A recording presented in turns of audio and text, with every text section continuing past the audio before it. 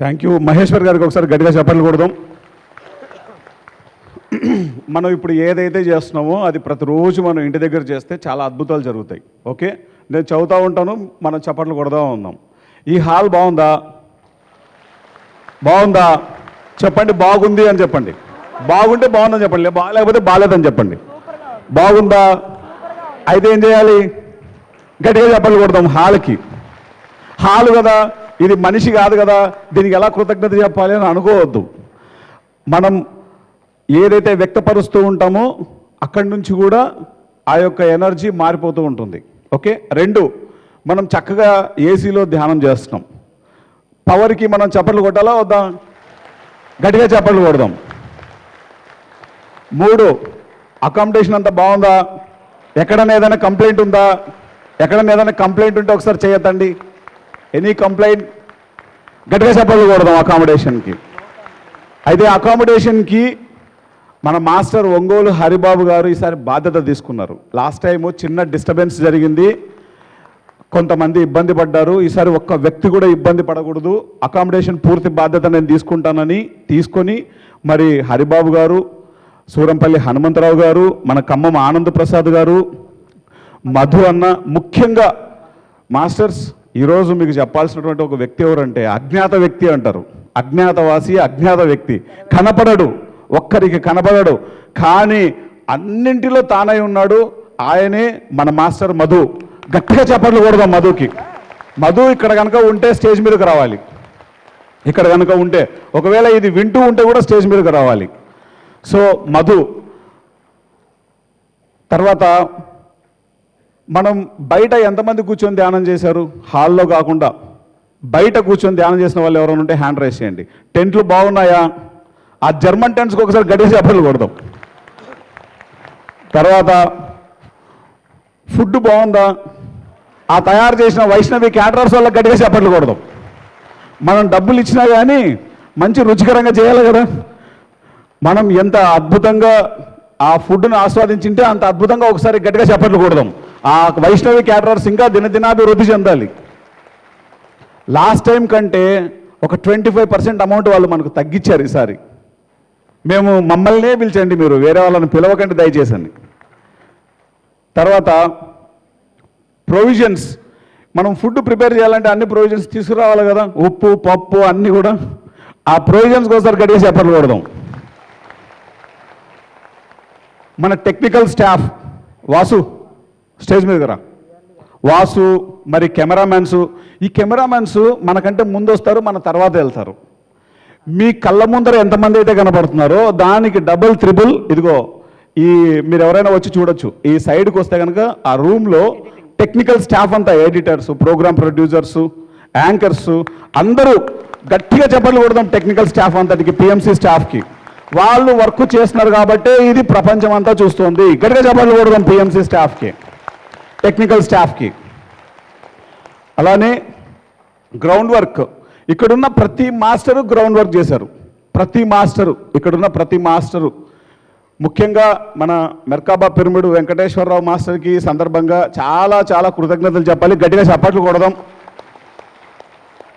మనం పిఎంసికి ల్యాండ్ తీసుకునేటప్పుడు, సార్ నేనున్నాను మీరు వెళ్ళండి, నేనున్నాను మీరు వెళ్ళండి, నేను ఉన్నాను మీరు వెళ్ళండి, ఎంత ప్రోత్సహించారో లెక్కేలేదు.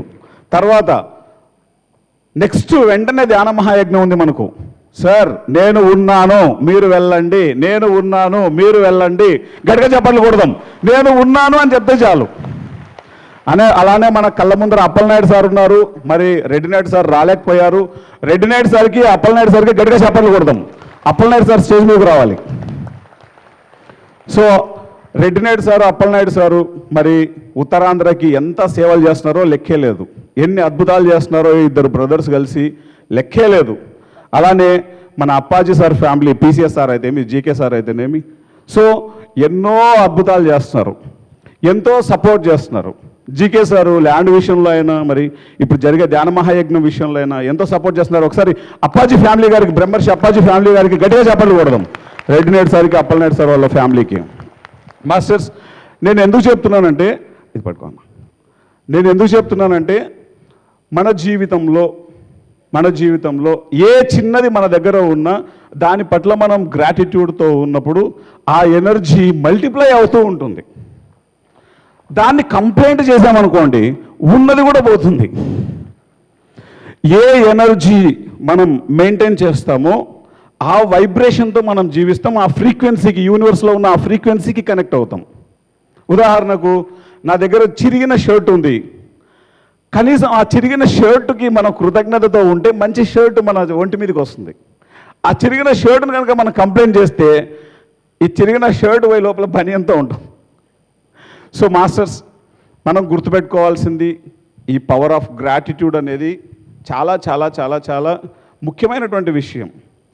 ఏది మన దగ్గర ఉందో, ఏది మనం ప్రస్తుతం కలిగి ఉన్నామో దాని పట్ల హయ్యెస్ట్ గ్రాటిట్యూడ్తో ఉన్నప్పుడు మన జీవితంలోకి ఏదైతే కావాలో అవన్నీ చాలా సులువుగా వచ్చేస్తాయి.